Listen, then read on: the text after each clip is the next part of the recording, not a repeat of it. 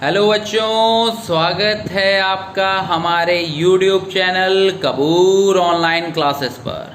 ठीक है, तो आज हम लोग नई यूनिट स्टार्ट करने। यूनिट वही है, मेन नया चैप्टर है जिसमें मैग्नेटिज्म के बारे में बताएंगे तुम लोगों को। लास्ट वीडियो में हमने मैग्नेटिक फील्ड और मैग्नेटिक फोर्स काफ़ी हद तक ख़त्म कर दिया था। कुछ मैग्नेटिक में कुछ और चीज़ें हैं, जैसे मैग्नेटिज्म बचा हुआ है, पोल स्ट्रेंथ क्या होती है वो बताना पड़ेगा।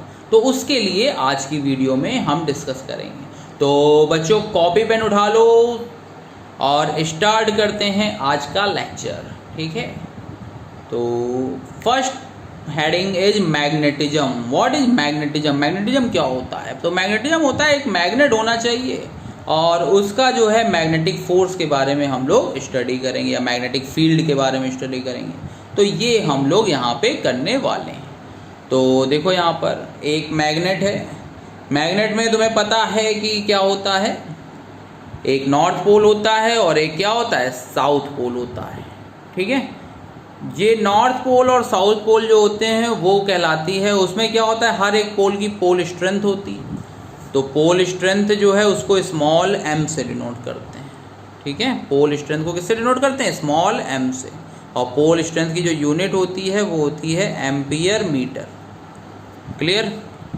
तो अब देखो, यहाँ पर कुछ बात चीज़ें जान लो इसके बारे में, मैग्नेट के बारे में, फिर उसके बाद फिर से एक बार तुम्हें डायग्राम समझाएंगे। तो लिखा हुआ है first point, magnetic consist of two poles, one is south and one is north.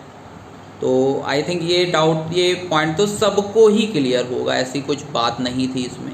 Second point क्या है, magnetic poles lies slightly inside from the ends of a magnet.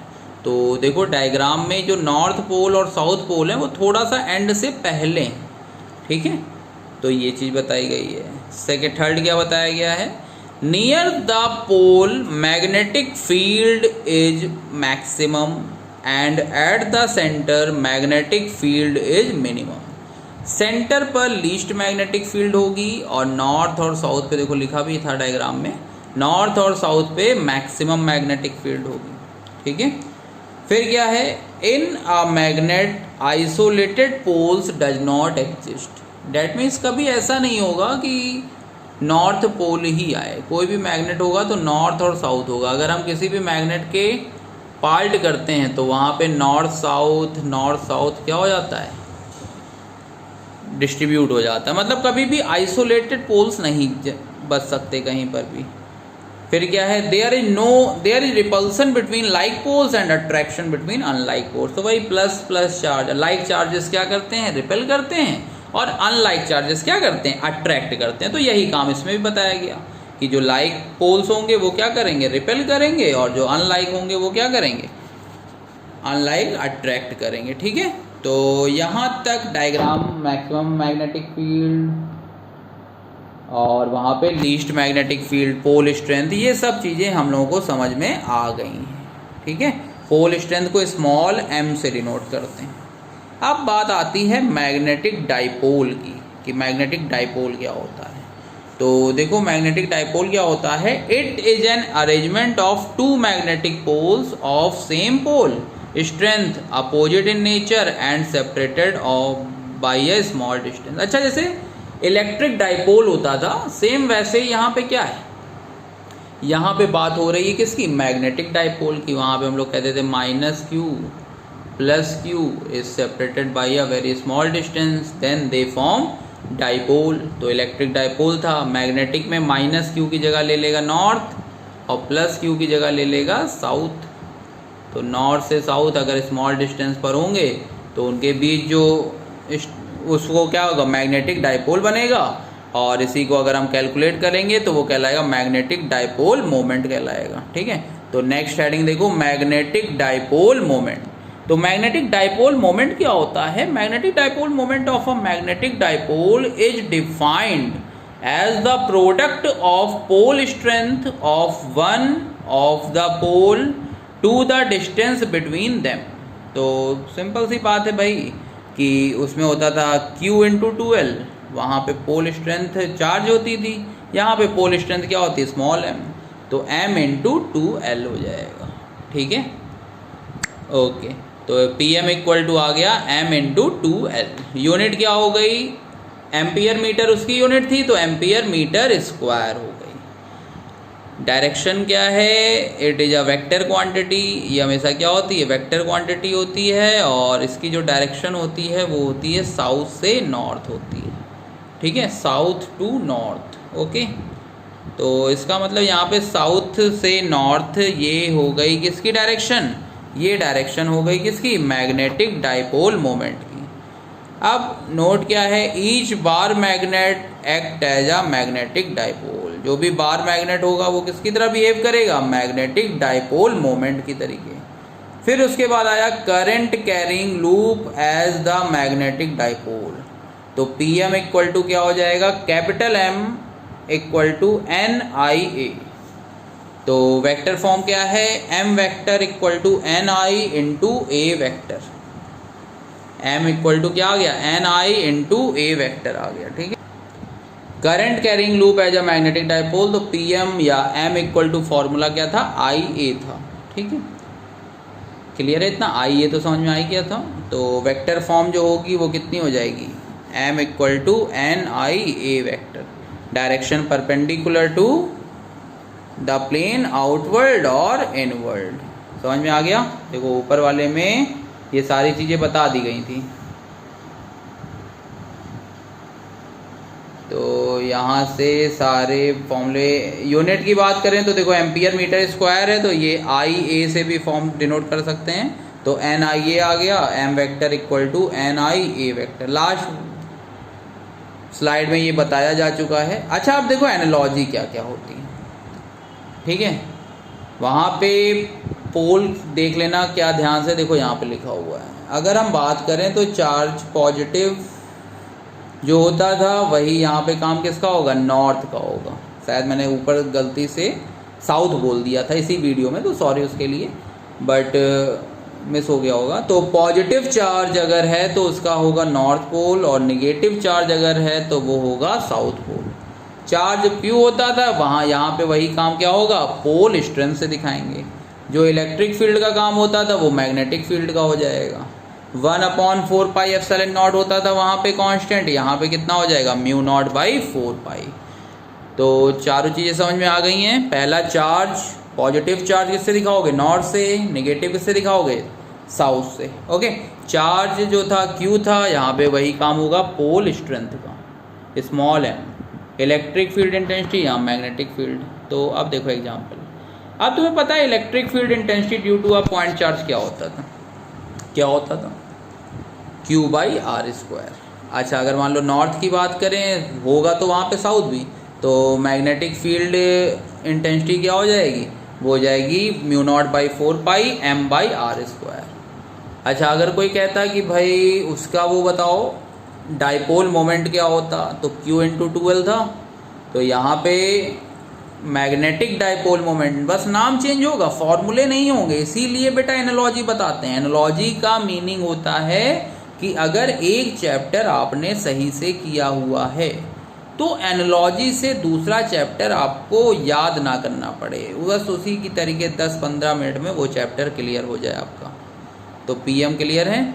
अब देखो magnetic field due to magnetic dipole moment, तो axial position पे क्या होगा और उस पे क्या होगा, इक्वेटोरियल पे। तो दोनों को देख लेते हैं हम लोग, ठीक है। तो तुम्हें पता है डायग्राम में इधर -Q लिखते थे और इधर क्या लिखते थे, +Q। तो माइनस की जगह आ गया साउथ और प्लस की जगह आ गया नॉर्थ। तो ये देखो जूम करके बता देते हैं, ये साउथ हो गया, ये नॉर्थ हो गया, इन दोनों के बीच की डिस्टेंस 2L हो गई। सेंटर से R डिस्टेंस पर पॉइंट P था। पॉइंट P पर हमें क्या करना था, नेट मैग्नेटिक फील्ड निकालनी थी। तो एक बार हम नॉर्थ से निकाल लेंगे और एक बार साउथ से निकाल लेंगे। दोनों के दोनों क्या होंगे, अपोजिट होंगे।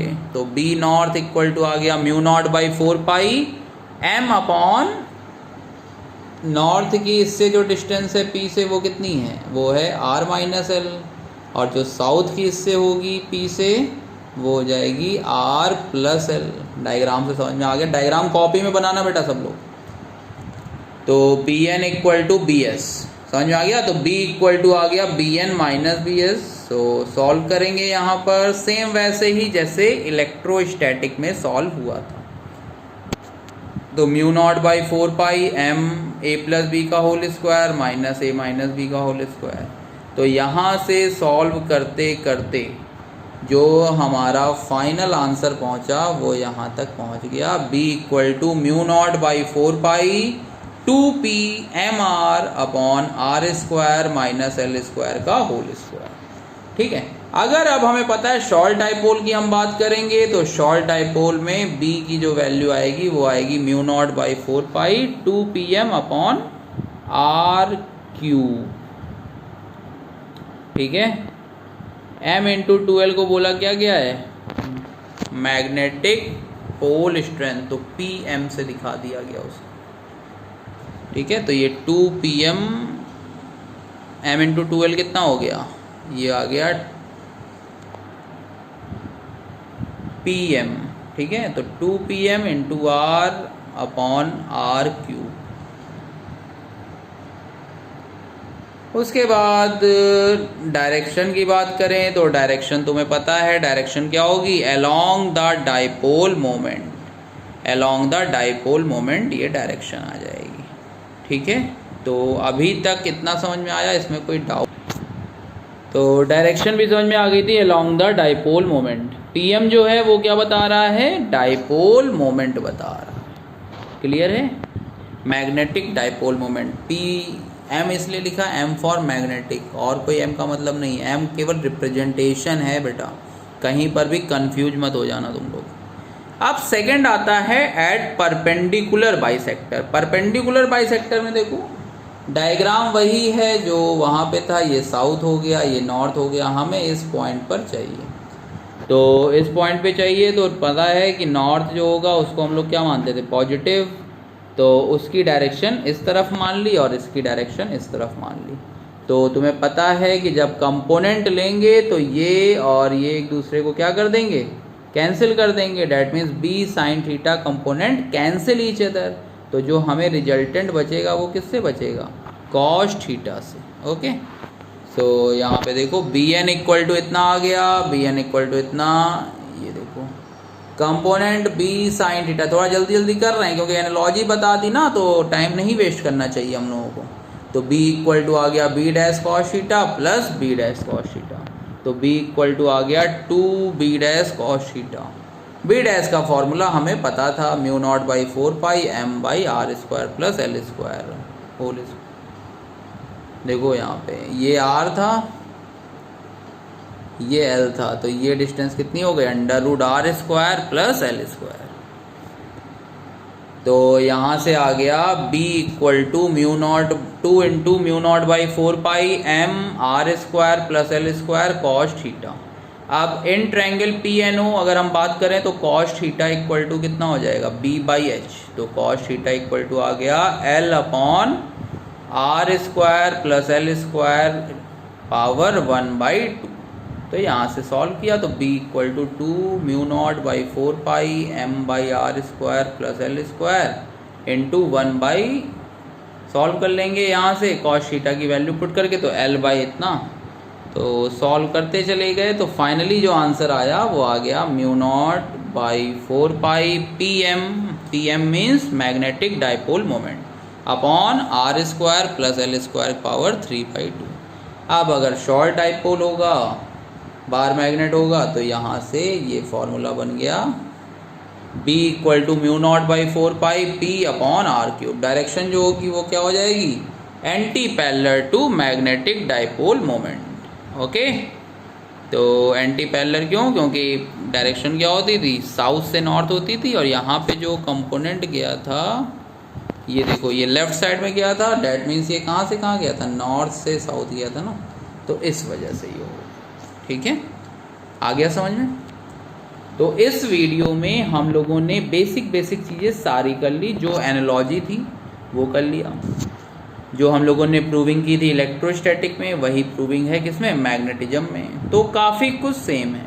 अब एक और वीडियो बनेगी मैग्नेटिज्म में जिसमें टॉर्क के बारे में बताया जाएगा तुम्हें। ठीक है, तो अभी तक की वीडियो में अगर कोई भी कहीं पर किसी भी तरीके का डाउट हो तो वो आप लोग कमेंट सेक्शन में हमसे पूछ सकते हैं, ठीक है। चलो तब तक के लिए बेटा गुड बाय, टेक केयर।